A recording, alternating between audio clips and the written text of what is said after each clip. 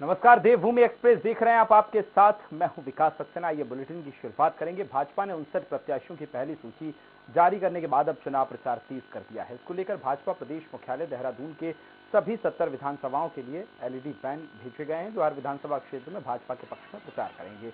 LED van के जरिए सूबे की जनता को भाजपा ये बताने की कोशिश करेगी कि भाजपा शासनकाल में कितना विकास हुआ है। कार्यक्रम के दौरान मुख्यमंत्री पुष्कर सिंह धामी, प्रदेश अध्यक्ष मदन कौशिक, प्रदेश के चुनाव प्रभारी प्रहलाद जोशी समेत भाजपा के आला नेता मौजूद रहे। इस दौरान मुख्यमंत्री पुष्कर सिंह धामी ने कहा कि प्रधानमंत्री नरेंद्र मोदी के नेतृत्व में उत्तराखंड को 1.5 लाख करोड़ से ज्यादा का पैकेज मिला है और उत्तराखंड का विकास सिर्फ भाजपा ही कर सकती है। उन्होंने कहा कि एलईडी वैन के माध्यम से बताया जाएगा कि किस तरह ये भी उनको समझाया जाएगा कि करती और करेगी, जो विकास है वो सिर्फ भाजपा।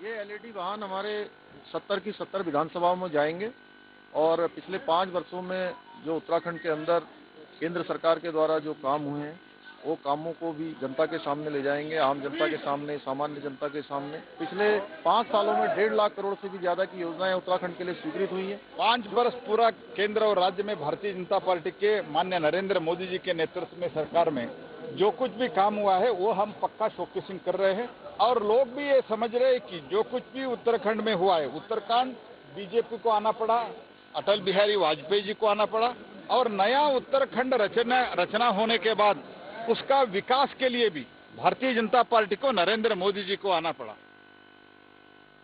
खबर देहरादून से है, जहां हरिद्वार ग्रामीण से तीसरी बार भाजपा प्रत्याशी बनाए जाने पर स्वामी यतीश्वरानंद ने केंद्र के प्रति आभार व्यक्त किया है। उन्होंने कहा कि जिन उम्मीदों के साथ पार्टी ने मुझ पर भरोसा जताया है, निश्चित रूप से पार्टी की उम्मीदों पर वो खरा उतरेंगे। उन्होंने कहा कि ग्रामीण जनता का समर्थन भाजपा के साथ है। भाजपा प्रत्याशी ने बताया कि चुनाव के दौरान कोविड गाइडलाइन का पालन करते हुए जनसंपर्क वो कर रहे हैं। उन्होंने ये भी कहा कि इस बार सभी अधूरे कार्यों को पूरा किया जाएगा। बार उन्होंने मुझे तीसरी बार प्रत्याशी बनाकर मुझे सेवा करने का मौका दिया और निश्चित रूप से, क्योंकि इस समय कोरोना काल भी है, आचार संहिता भी है, उन सब चीजों को ध्यान में रखते हुए हम जनता से वोट लेने की अपील कर रहे हैं और जनता का भारी समर्थन भारतीय जनता पार्टी के प्रत्याशी होने के नाते मुझे मिल रहा है। लंबे इंतजार के बाद कांग्रेस ने उत्तराखंड विधानसभा चुनाव के लिए अपने 53 प्रत्याशियों की सूची जारी कर दी है। पहली सूची में किसी भी मौजूदा विधायक का टिकट नहीं कटा है, जबकि 53 उम्मीदवारों में से 3 महिलाओं को टिकट दिया गया है। कांग्रेस ने 18 सीटों पर नए चेहरों का दांव खेला है, तो सूची में पार्टी प्रदेश अध्यक्ष गणेश गुतियाल, श्रीनगर नेता प्रतिपक्ष प्रीतम सिंह को उनकी परंपरागत सीट चक्राता, पूर्व विधानसभा अध्यक्ष गोविंद सिंह को कुंजवाल को जागेश्वर और पूर्व कैबिनेट मंत्री यशपाल आर्य को बाजपुर टोन के पुत्र संजीव आर्य को नैनीताल से प्रत्याशी बनाया गया है। इसके अलावा पार्टी की दिग्गज नेता रही दिवंगत इंदिरा हृदयेश के पुत्र सुमित हृदयेश को हल्द्वानी से प्रत्याशी बनाया गया है। वहीं प्रदेश प्रवक्ता गरिमा मेहरा ने कहा कि कांग्रेस का यह महत्वपूर्ण निर्णय माना जा सकता है, क्योंकि इस सूची को संतुलित तरीके से बनाया गया है। बहुत बहुत बधाई देना चाहूंगी सभी प्रत्याशियों को जिनका नाम सूची में आया है और अपने हाईकमान को कि बहुत मशक्कत के बाद, बहुत इंतजार के बाद आपने जो सूची निकाली है वो बेहतरीन सूची है। इससे बढ़िया सूची शायद हो ही नहीं सकती। तो अधिक जानकारी के लिए हमारे साथ सुनील, हमारे संवाददाता जुड़ गए हैं। सुनील, अगर बात की जाए तो लंबे इंतजार के बाद कांग्रेस ने उत्तराखंड विधानसभा चुनाव के लिए अपने 53 प्रत्याशियों की सूची जारी कर दी है। क्या कुछ जिस तरह से इस बार स्ट्रेटेजी अपनाई गई है, कैसे देख रहे हैं आप सुनील? जी विकास, मैं आपको बता दूं कि लंबे इंतजार के बाद 53 उम्मीदवारों को कांग्रेस ने चुनावी रण में उतार दिया है जी। जो 9 सिटिंग एमएलए हैं उनमें से किसी का टिकट नहीं कटा है, लेकिन खास तौर पर जो यहाँ पर लगातार कांग्रेस में ये बात चल रही थी कि महिलाओं को ज्यादा तवज्जो दी जाएगी, ज्यादा टिकट दी जाएंगे, लेकिन 53 में से अभी 3 महिलाओं को ही टिकट दिया, जबकि यहाँ पर 70 विधानसभाएं और 17 सीटों पर दावेदार अभी घोषित होने बाकी हैं। लेकिन 21 ऐसे चेहरे हैं जो पहली बार चुनाव लड़ेंगे और उन पर पार्टी ने भरोसा जताया है। तो कहीं न कहीं जिस तरह से लगातार ये देखने को मिल रहा था कि बगावती की सुर कांग्रेस के भीतर उठने की संभावना है, तो वो देखा भी जा सकता है। यमुनोत्री विधानसभा सीट से जो लगातार वहां पर तैयारी कर रहे थे कांग्रेस के प्रत्याशी, उनको टिकट नहीं दिया गया। तो उन्होंने अब मेरी बात हो रही थी तो वो बोल रहे हैं कि अब मैं चुनाव मैदान में निर्दलीय के तौर पर लड़ूंगा। तो ये जो बगावती तेवर हैं, ये आने वाले 1-2-3 में और तीखे देखने को मिल सकते हैं, जिससे कांग्रेस को खासा नुकसान हो सकता है। अगर हम संतुलित की बात करें तो खासतौर पर यहाँ पर युवाओं को भी तवज्जो दी गई है और उन चेहरों को तवज्जो दी गई है जो जिताऊ कैंडिडेट हैं। तो कहीं ना कहीं संतुलित तरीके से कांग्रेस ने ये जो प्रत्याशी मैदान में उतारे, संतुलित तरीके से ये लिस्ट बनी है और देखना ये होगा कि आने वाले दिनों में अब कितना असंतोष देखने को मिलेगा। जी विकास।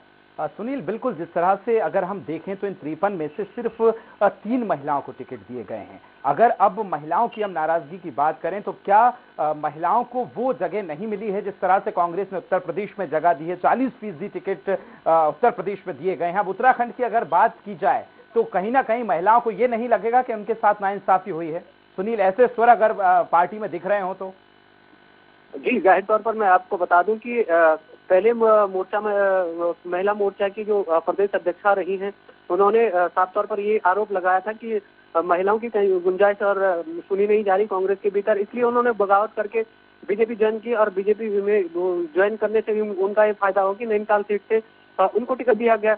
वहीं पर राजपुर सीट पे कमलेश रमन हैं जो सक्रिय कार्यकर्ता रही हैं, उन्होंने पर्चा दाखिल किया था और लगातार लगी हुई थी कि उनको उनका टिकट हो जाए, लेकिन राजपुर सीट से कमलेश रमन का टिकट न होना वहां पर राजपुर में राजकुमार को दिया गया। तो कहीं न कहीं महिलाओं में जो असंतोष की स्थिति है वो देखने को मिल रही है और आने वाले दिनों में अब क्या पार्टी को छोड़ेंगी कुछ महिलाएं या रहेंगी पार्टी के भीतर, ये देखने वाली बात होगी। विकास। बिल्कुल सुनील, आपने सही कहा। जिस तरह से आपने प्रदेश अध्यक्ष, महिला प्रदेश अध्यक्ष का जिक्र किया और उन्होंने ये बात खुद स्वराज एक्सप्रेस से खास बातचीत में भी कही थी। फिलहाल सुनील, बहुत शुक्रिया आपका तमाम जानकारी साझा करने के लिए।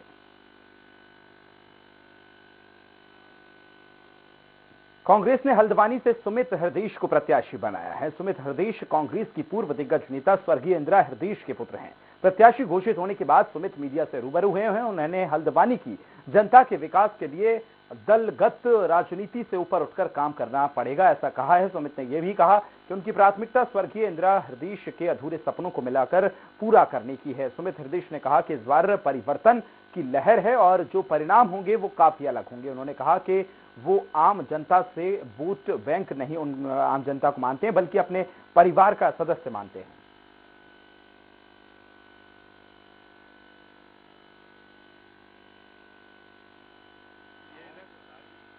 इस बारी जो परिवर्तन की लहर हर वर्ग, हर धर्म, हर जाति के व्यक्ति के मन में है और चल रही है, आप अभूतपूर्व नतीजे देखेंगे। मैं किसी को भी इस शहर में वोट बैंक नहीं मानता हूं, सबको अपने परिवार का हिस्सा मानता हूं।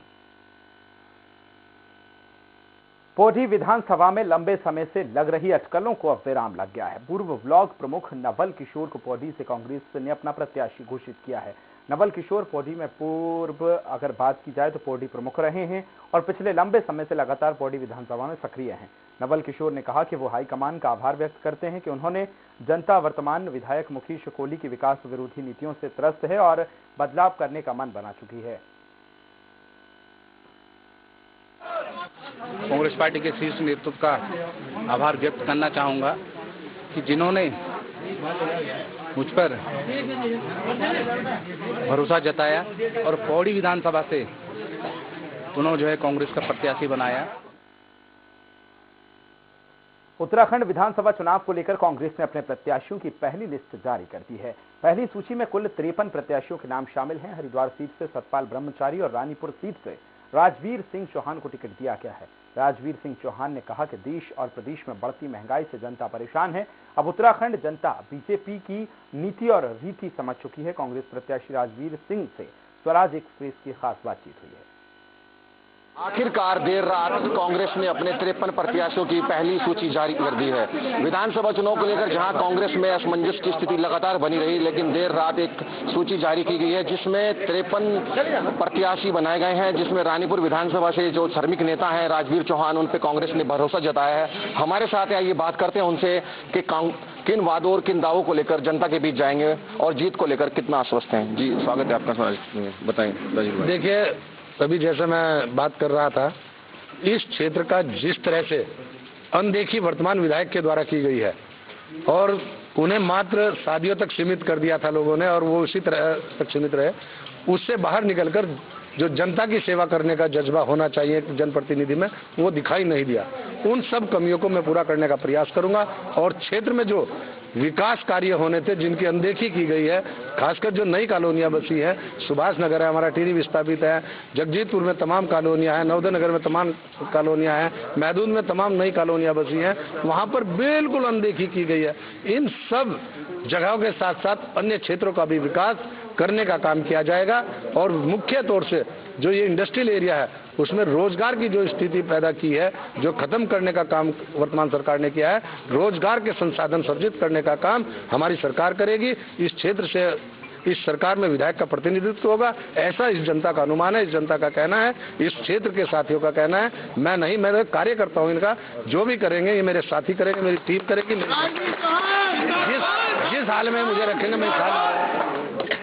तो ये थे हमारे साथ राजवीर चौहान, ये थे हमारे साथ कांग्रेस के प्रत्याशी राजवीर चौहान, जिनका साफ तौर से कहना है कि जो भी विकास कार्य मौजूदा विधायक ने नहीं किए हैं, अगर मैं विधायक बनता हूं तो उन सभी कार्यों को करूंगा और जितना भी श्रमिकों की समस्या है उनको लगातार उठाता रहा हूं और आगे भी उठाता रहूंगा और जो भी श्रमिकों की समस्या है उनका निदान करूंगा।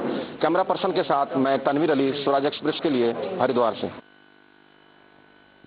उत्तराखंड में कांग्रेस की पहली सूची जारी होने के बाद अब रानीपुर विधानसभा में बगावत देखी जा रही है, जहां एक तरफ रानीपुर विधानसभा के प्रत्याशी राजवीर सिंह चौहान ने के कैंप कार्यालय पर खुशी का माहौल रहा, तो दूसरी तरफ विधायक पद के लिए दावेदारी कर रहे महेश प्रताप राणा के समर्थकों में भारी रोष है। समर्थकों ने कैंप कार्यालय पर रोष प्रकट करते हुए होर्डिंग्स को ढक दिया है। साथ ही समर्थकों ने राजवीर सिंह चौहान के खिलाफ नारे भी लगाए हैं। वहीं रानीपुर विधानसभा में कई दावेदार अब बगावत कर सकते हैं।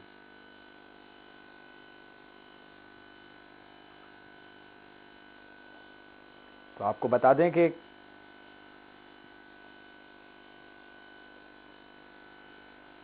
उत्तराखंड में कांग्रेस की पहली सूची जारी हुई है, जिसके बाद अब पार्टी के अंदर अंतर्कलह देखी जा रही है। लगातार बगावत के स्वर कहीं ना कहीं देखने को पार्टी में मिल रहे हैं।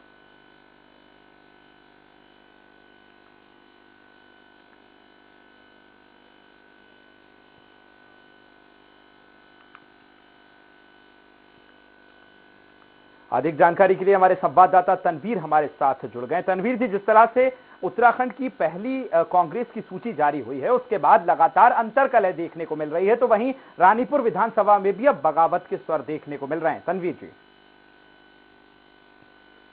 जी, मैं बता दूं, कल देर रात बड़ी काफी जद्दोजहद के बाद कल देर रात कांग्रेस ने अपने 53 प्रत्याशियों की लिस्ट जारी की है। प्रदेश में जो मांग चल रही थी कि जल्दी से कांग्रेस की लिस्ट जारी हो, उसी के चलते देर रात ये लिस्ट जारी हुई है। उसमें जो हरिद्वार और रानीपुर है, वैसे तो हरिद्वार की 5 सीटें जो है फाइनल की है 11 में से, लेकिन जो मेन रानीपुर सीट है उसमें राजवीर चौहान है, श्रमिक नेता, उनको कांग्रेस ने प्रत्याशी बनाया यहाँ से, जिसके चलते ही रात से ही विरोध होना शुरू हो गया था और अब सुबह जो और प्रत्याशी लाइन में थे, जो टिकट मांग रहे थे, खुद को प्रत्याशी बनाने की मांग कर रहे थे, जिसमें महेश प्रताप राणा है और भी कई ऐसे लोग हैं जिनके नाम हैं जो विरोध कर रहे हैं लगातार। उन्हीं के द्वारा ही ये विरोध दर्ज किया गया है और कहा गया है कि अगर टिकट हमें नहीं दिया गया तो हम या तो निर्दलीय लड़ेंगे या फिर हम प्रत्याशी का विरोध करेंगे। कहना ही उनका यह है साफ तौर से कि हम कांग्रेस का विरोधी नहीं है, हम सीधे प्रत्याशी के विरोधी हैं। कहीं ना कहीं जो आला कमान है और जो उनके समर्थक हैं, खासतौर से महेश प्रताप राणा के, उनका कहना है कि कहीं ना कहीं जो जिन्होंने भी टिकट वितरण किया है, बड़े नाम है वो जिनका नाम ले रहे हैं, उन पे कहीं ना कहीं उन्होंने आरोप लगाया है कि पैसे टिकट जो है वो पैसे लेकर बेचा गया है और कहीं ना कहीं महेश प्रताप राणा की अनदेखी की गई है, क्योंकि महेश प्रताप राणा एक फीमेल लीडर है पुराने टाइम से ही और रानीपुर सीट पर लगातार काम कर रहे थे और टिकट मांग रहे थे, जिसके चलते यहाँ पर प्रत्याशियों में जो लाइन में थे उनका विरोध होना शुरू हो गया। स्वाभाविक की बात है कि जो व्यक्ति काम करेगा वो कहीं ना कहीं फिर अगर उसको टिकट नहीं दिया जाएगा, हाशिए पर डाल दिया जाएगा, तो वो विरोध ही करेगा और भी कई लोगों के विरोध के सुर अब यहाँ उठने लगे हैं कल से।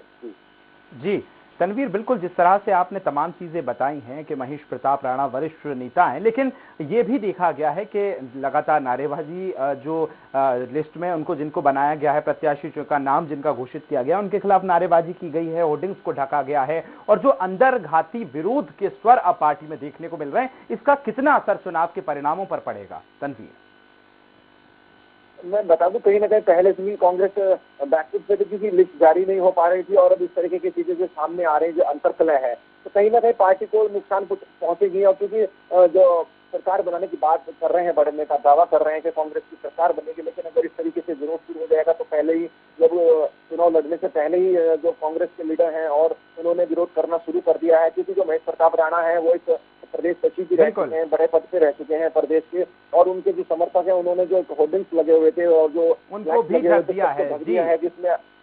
जी तनवीर, बहुत शुक्रिया तमाम जानकारी के लिए तनवीर। तो अब सितारगंज की नानकमत्ता सीट से भाजपा के वरिष्ठ नेता मुकेश राणा को टिकट न मिलने पर उन्होंने पार्टी से इस्तीफा दे दिया है। विधानसभा क्षेत्र से डॉक्टर प्रेम सिंह राणा को तीसरी बार टिकट दिया गया है। प्रेस वार्ता के दौरान मुकेश राणा ने कहा कि मैं बीते 25 सालों से बीजेपी की सेवा कर रहा था। बीजेपी ने हर बार टिकट देने का वादा किया। उन्होंने आरोप भी लगाया कि प्रदेश के मुख्यमंत्री और विधायक हमेशा दलितों, किसानों के विरोधी रहे हैं।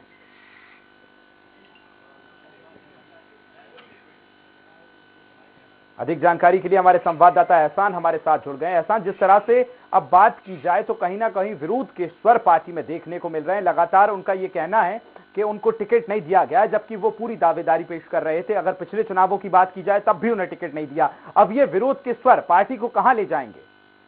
एहसान जी, बताना चाहूंगा, जिस तरीके से अभी ये 2022 चुनाव में जो प्रत्याशियों के जो कैंडिडेट भाजपा द्वारा लिस्ट इनकी जारी की गई, कहीं ना कहीं देखा जाए तो पूरे प्रदेश में इसी तरीके से लोगों में मतलब काफी रोज देखने को मिल रहा है जो प्रत्याशी थे। और कहीं ना कहीं बात की जाए मुकेश राणा की, तो मुकेश राणा जी 25 साल से भाजपा की सेवा कर रहे थे, जो उन्होंने बताया है। और 2017 में भी कहीं ना कहीं उन्होंने टिकट की दावेदारी की थी, सिर्फ मिलते उनकी बात हुई थी। लेकिन कहीं ना कहीं जिस तरीके से उनकी 2017 में अनदेखी हुई और उसके बाद भी 2022 में फिर उन्होंने अपनी तैयारी कर रखी थी, काफी लंबी चौड़ी समर्थकों की उनकी अपनी एक भीड़ है, लोगों के बीच में एक अच्छा उनका पैठ है। और उसी को देखते हुए उनको जो टिकट 2022 में भी नहीं दिया गया सिर्फ मिर्च द्वारा, इसी से नाराजगी को लेकर उन्होंने भाजपा पार्टी से इस्तीफा दिया है।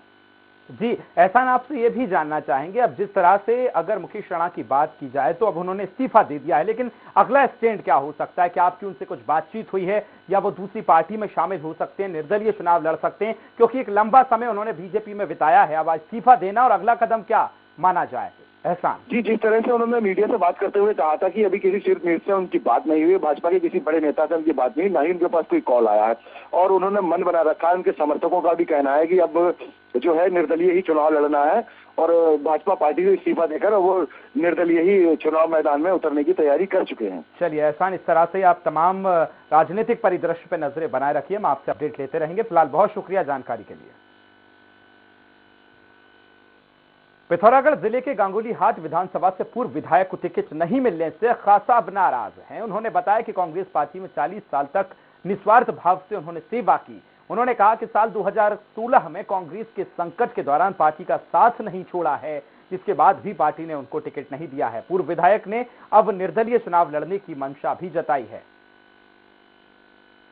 मुझे निराश किया, क्यों मैं पिछले 40 वर्ष से कांग्रेस का एक वफादार सिपाही रहा और 2 बार विधायक भी रहा। 2016 में जो उत्तराखंड में हरीश रावत की सरकार पर संकट मंडराया, उस समय हम 26 विधायक हरीश रावत के साथ कंधा से कंधा मिलाकर खड़े रहे। देहरादून में कर्नल अजय कोठियाल ने डिजिटल नव परिवर्तन संवाद का कार्यक्रम आयोजित किया। इस दौरान उन्होंने राज्य आंदोलनकारी और उनके परिजनों से वर्चुअली संवाद किया और उनसे संवाद कर समस्याओं को भी जाना है। अब आपको बता दें कि कर्नल अजय कोठियाल का डिजिटल नव परिवर्तन संवाद 27 जनवरी तक चलता रहेगा।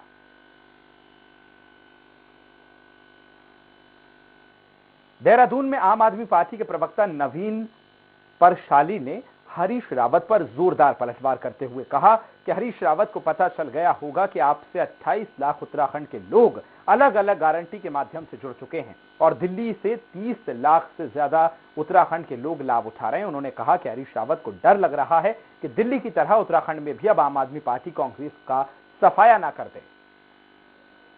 उनको पता है कि विभिन्न गारंटियों के माध्यम से उत्तराखंड की 28 लाख से ज्यादा जनता सीधे तौर पर आज आम आदमी पार्टी से जुड़ चुकी है और जिस प्रकार से आम आदमी पार्टी ने कांग्रेस का सुपड़ा दिल्ली में 2 बार साफ किया, 2 बार जीरो पर पहुंचा दिया, वही हाल उनका आम आदमी पार्टी यहां पर न कर दे, इसलिए बौखलाहट में ऐसी बयानबाजी कर रहे हैं। विधानसभा निर्वाचन 2022 के तहत कलेक्टर विजय कुमार जोगदंडे और एसएसपी यशवंत सिंह चौहान ने मतगणना स्थल आईजीसी पौधी का निरीक्षण किया।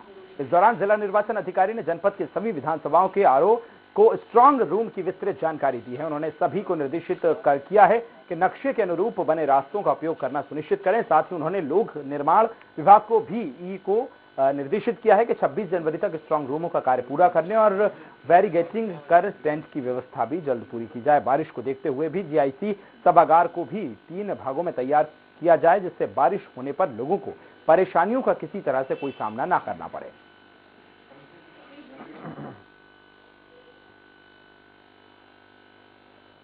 हरिद्वार में पुलिस कई लोगों की सुरक्षा में लगे सरकारी गनर वापस ले सकती है। साधु संतों और अन्य नेताओं को मुहैया कराए गए गनर पर पुलिस ने अब रिव्यू करते हुए रिपोर्ट पुलिस मुख्यालय भेज दी है। एसएसपी योगेंद्र सिंह रावत ने बताया है कि चुनावों में ड्यूटी के लिए व्यापक पुलिस फोर्स की जरूरत है। ऐसे में गैर जरूरी गनर को वापस ले लिया जाएगा। हालांकि 22 श्रेणी की सुरक्षा में कोई बदलाव नहीं किया जाएगा।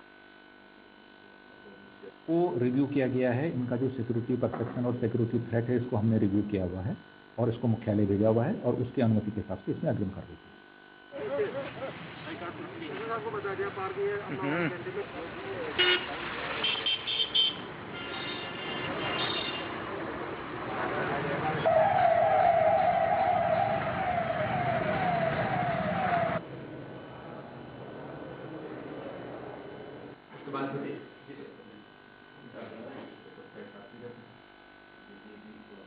अधिक जानकारी के लिए हमारे संवाददाता तनवीर अली हमारे साथ जुड़े हुए हैं। तनवीर, जिस तरह से हरिद्वार में अब पुलिस ने कई लोगों की सुरक्षा में जो सरकारी गनर लगे होते हैं उनको वापस लेने का फैसला किया है, क्योंकि चुनाव है और जिसके चलते अब इस तरह के कदम जो हैं उठाए जा रहे हैं, तो किन किन लोगों के, जिस तरह से जिक्र भी है कि साधु संतों और नेताओं को जो गनर मुहैया कराए गए वो वापस हो सकते हैं, तनवीर क्या अधिक जानकारी?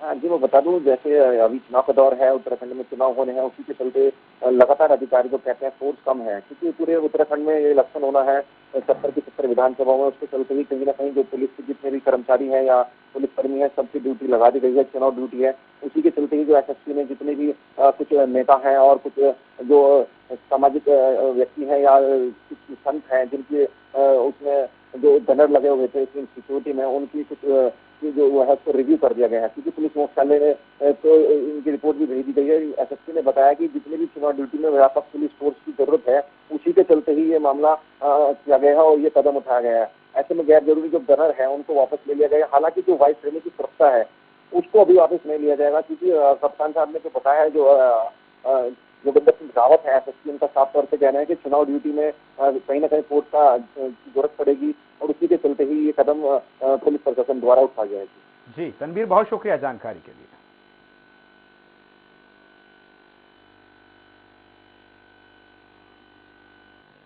मसूरी में एसडीएम ने लंबित प्राइवेट स्टेट के नोटिफाइड और डी नोटिफाइड के सर्वे को लेकर बैठक की है। बैठक में कई विभागों के अधिकारी शामिल हुए हैं। सर्वे ऑफ इंडिया के अधिकारियों ने बताया कि 75 स्टेट के सर्वेक्षण का नक्शा वन विभाग को सौंप दिया गया है। 42 स्टेट को छोड़कर अन्य प्राइवेट स्टेट्स का नक्शा जो है उसका सर्वेक्षण कर नक्शा बनाने का कार्य किया जा रहा है। कुछ तकनीकी दिक्कत आने से काम पूरा नहीं हो सका है, लेकिन अधिकारियों ने कहा कि उच्च स्तर पर भी मॉनिटरिंग की जा रही है और जल्द इस मामले को सुलझा लिया जाएगा। तो नगर पालिका से हम प्राइवेट स्टेट्स में जो पिलर के पैसे शुल्क निर्धारित है वो वसूल कराना, और एमडीडीए को आज इंस्ट्रक्शन दिए हैं कि वो अपने हिस्से का पैसा सर्वे ऑफ इंडिया को दे, ताकि 42 मैप भी तैयार किए जा सके। सुनील हमारे संवाददाता अधिक जानकारी के लिए हमारे साथ जुड़ गए। जी सुनील, जिस तरह से नोटिफाइड और डी नोटिफाइड सर्वे को लेकर बैठक की गई है जिसमें ये कहा गया है कि लगातार निरीक्षण किया गया है, काम कर लिया जाएगा, क्या है पूरा मामला सुनील?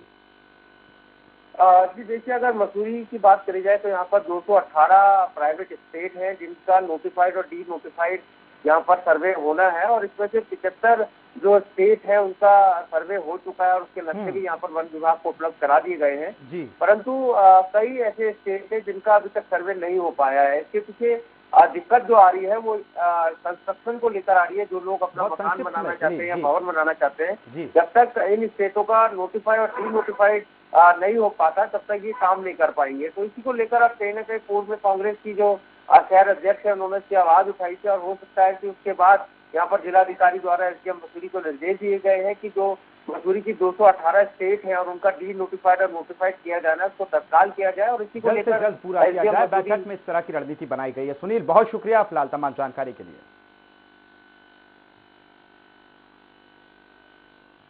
इसी के साथ देवभूमि एक्सप्रेस में फिलहाल इतना ही। दीजिए इजाजत, नमस्कार।